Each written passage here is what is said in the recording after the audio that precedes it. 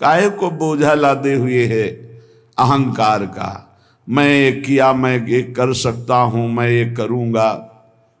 अरे अपने आप को प्रभु के चरणों की शरण में दे दे और कर्तव्य का पालन करते हुए भगवत स्मरण कर, बड़ा भला हो जाएगा। राधा वल्लभ भजत भज भली भली सब होए।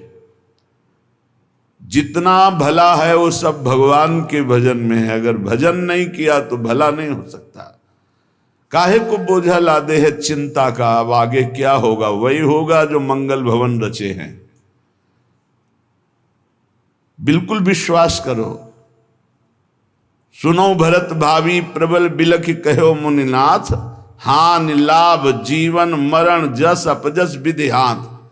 जो विधना ने लिख दिया छठी राव के अंक, राय घटे न तिल बढ़े रहुरे जीव निसंग। क्या चिंता करनी? चिंतन करो। तुम्हारी ये चिंता, भय, शोक, दुख ये तभी भागेंगे जैसे जैसे श्यामाजू का चिंतन करोगे, जैसे जैसे परमार्थ में आगे कदम बढ़ाओगे। तुम निश्चिंत हो जाओगे, निर्भय हो जाओगे, निशोक हो जाओगे। उदासीन जग में रहे। उदासीन कहते हैं ना किसी को मित्र बनाया ना किसी को शत्रु, सब में विराजमान मेरे प्राण प्यारे हरि हैं। ये क्रूरा अपि पापिनो न च सताम संभास सदृश्याश्चये सर्वान वस्तुतया निरीक्ष परम स्वाराध्य बुद्धिर्मम। ये मेरे आचार्य का आदेश है। जो क्रूर हैं, पापी हैं, दुष्ट हैं, नीच हैं, वो तुम्हें दिखाई दे रहे। मेरी दृष्टि में आराध्य देव श्री राधा वल्लभ लाल, श्री कृष्णचंद्र जी सबके हृदय मंदिर में हम परमात्मा देखने के लिए चले हैं, ना कि क्रूर, पापी, दुष्ट, निंदक देखने के लिए चले हैं। हम साधना कर रहे हैं सब में परमात्मा का अनुभव करने के लिए। जड़ चैतन्य कछु नहीं दिखे, जहां दिखे तहां श्याम खड़े। ये सिद्धि है, ये साधना की परिपक्व अवस्था है कि अपने इष्ट को वासुदेवा स्वरमिति सा महात्मा सुदुर्लभा। हम उस मार्ग के पथिक हैं। सत्संग सुने तो बहुत सावधान होकर सुने। एक एक शब्द रहस्यपूर्ण होता है।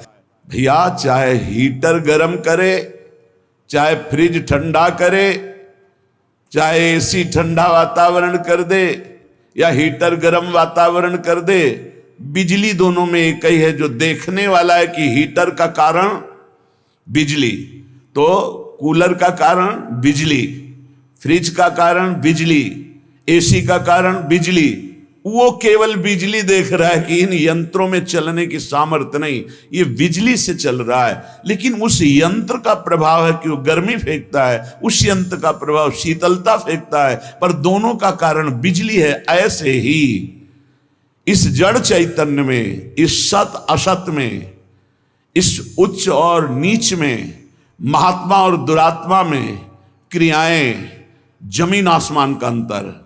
पर साधक क्रिया दर्शन नहीं करता, साधक कारण तत्व को देखता है। तो कारण श्री हरिवंश भनम, कारण परम तत्व वही है, दूसरा नहीं। तुम्हारी दृष्टि स्थूल को देख रही है, शरीर और क्रियाओं को देख रही है, और संत और साधक भगवत मार्ग के पथिक उस तत्व का दर्शन करने निकले, तभी उन्हें तत्वदर्शी महात्मा कहा जाता है। इसीलिए अनाधिकारी संतों के वचनों का गूढ़ रहस्य न जानकर वो मनमानी आरोप थोप करके उनकी निंदा करके नरकगामी होता है। तो कह रहे हैं उदासीन जग में रहो। तुमसे कोई मित्रता का व्यवहार करे तो जय जय, और शत्रुता का व्यवहार करे तो जय जय, क्योंकि उसकी मति है। लेकिन मित्र और शत्रु व्यवहार है, लेकिन परमार्थ में नहीं। परमार्थ में वही परमात्म तत्व उसके हृदय में बैठा है, वही परमात्म तत्व मित्र के हृदय में बैठा है। सबके हित की, सबका मंगल, ये परमार्थ के पथिक। ऐसे पापी से आपको बात नहीं करनी चाहिए, आपके यहां नहीं आना चाहिए। कौन पापी है? पापी कौन है? हमारी समझ में पापी उसे तुम कहते हो जो भूल गया है, अपने स्वरूप को भूल गया, भगवान का विस्मरण हो गया, वही माया के गर्त में गिर गया। तो हम लोगों का कार्य क्या है? भूले हुए को स्मृति प्रदान करना। ये जो ज्ञान है ये स्मृति प्रदान करता है। नष्टो मोहा स्मृति लब्धा तत्प्रसादान मयाच्युता। तो संतों के हृदय में बैठ के कौन बोलते हैं? गोविंद ही तो बोलते हैं। तो गोविंद की वाणी क्या करती? नष्टो मोहा, मोह का नाश करके और भगवत स्मृति जागृत कर दे।